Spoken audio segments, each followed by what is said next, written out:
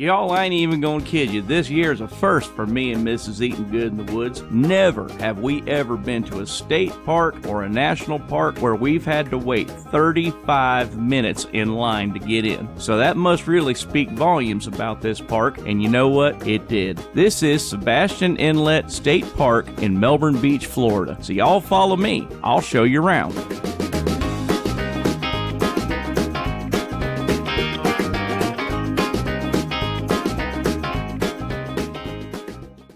Before we go any further, I'd like to remind you guys, please don't forget to mash that subscribe button, give me a big old thumbs up, maybe even leave me a comment or two. I sure would appreciate it.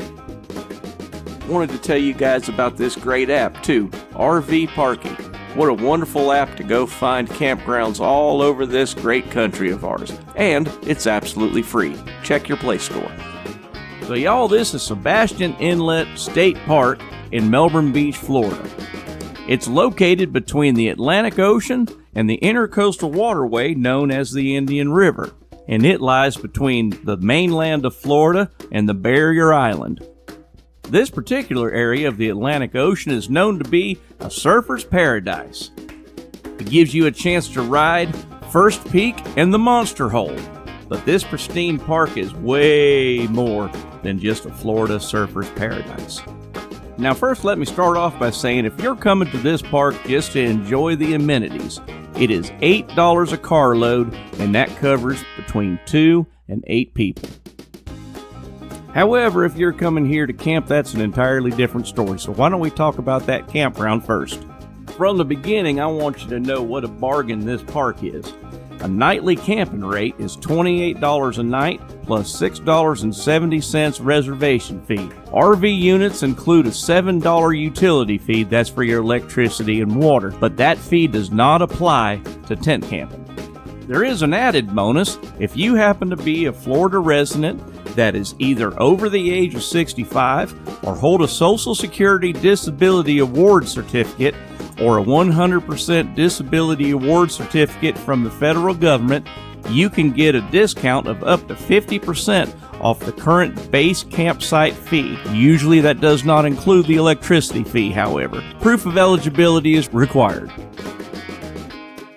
Say, that reminds me, if y'all are looking for a way to support this channel, keep this here train rolling full of farm fresh content twice a week, why don't you slide over to my Teespring shop, get yourself a coffee mug or maybe even a t-shirt. But if you don't want to do that, how about you go to buymeacoffee.com, and for the price of a cup of coffee, you help keep this train a-rolling. You can also visit boondockerswelcome.com. All of the links are in the description. Thanks a bunch. Now, before I tell you all about this campground, I want to go through the usual list of rules, requirements, and warnings. First, you will be on the Atlantic Ocean.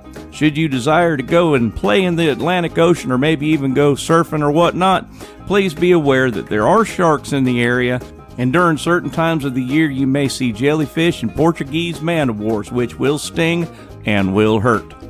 Now, in the campground, dogs are welcome as long as they are kept on a lead no longer than 6 foot, not left unattended in your tent or camper, and please, for the love of all things holy, clean up after your pets. Also, as always, do not move firewood. Buy your firewood as locally as you can or at the park if available.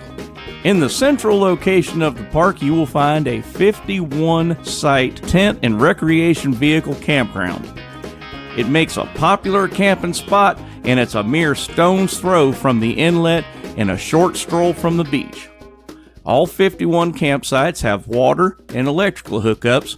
God, I can't imagine being down there in the summer without electricity and air conditioning. But it also has a fire ring with a grill and a picnic table. Accessible sites are available also. Included in that is accessible restroom facilities and a dump station. There is also a Wi-Fi hotspot near the marina. Beach wheelchairs are available at the park at no extra charge. And as we spoke about before, well-behaved pets are allowed in the campground, but they are prohibited from the beach in accordance with the pet policy. The maximum length for an RV is 40 foot. Now let's talk about some of the amenities. And boy howdy is there a lot to do at this park besides camping. But I did forget to mention there is a primitive campsite here. Sebastian Inlet has primitive camping located at the Bayside Marina.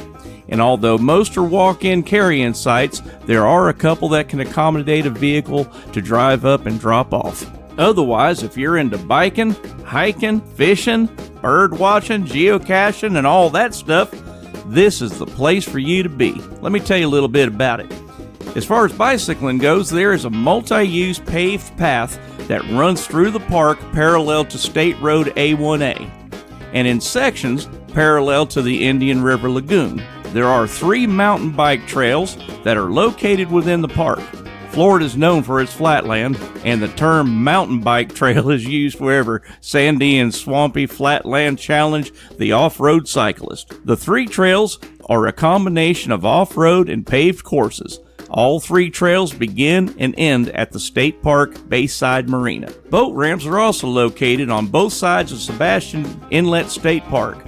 Boaters have access to the brackish waters of the Indian River Lagoon, the Intercoastal Waterway, and the freshwater of Sebastian River, and also to the waters of the Atlantic Ocean. Sebastian Inlet Park is part of the Great Florida Birding and Wildlife Trail and is home to many types of shorebirds and migratory species. Sebastian Inlet and the waters that surround it provide fantastic Florida fishing for beach, river, and inlet anglers. Impressive catches are often made from the 2 jetties extending into the Atlantic Ocean, and I got to tell you, as a kid growing up in this area, I've lost count how many times I've fished off one of them jetties. Geocaching is a very popular thing these days in campgrounds, and this state park is no exception. Geocaching is an outdoor game using handheld global positioning systems, or GPS. It is effectively an inexpensive, interactive, high-tech treasure hunt that is a great way to learn geography. Did someone mention hiking? Well, today's your lucky day. For a relaxing stroll, take a walk down the Hammock Trail. This mile-long nature trail wanders under the shades of coastal, subtropical, palm and oak hammock and along the fringe of mangroves.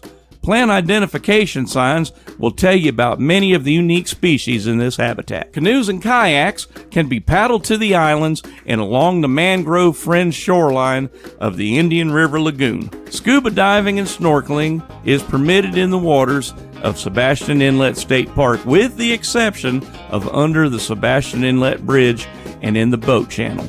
And hey, if you like to surf, there are over 3 miles of Atlantic beach that offers some of the best surfing on the East Coast. Well, I think that's about going to cover it. Listen, if you're down in Florida and need a nice place to stay with loads of amenities, well, I don't see how you're going to beat Sebastian Inlet State Park. Well, listen, y'all going out there, be nice to one another. I sure love y'all. God bless, and until next time, bye-bye.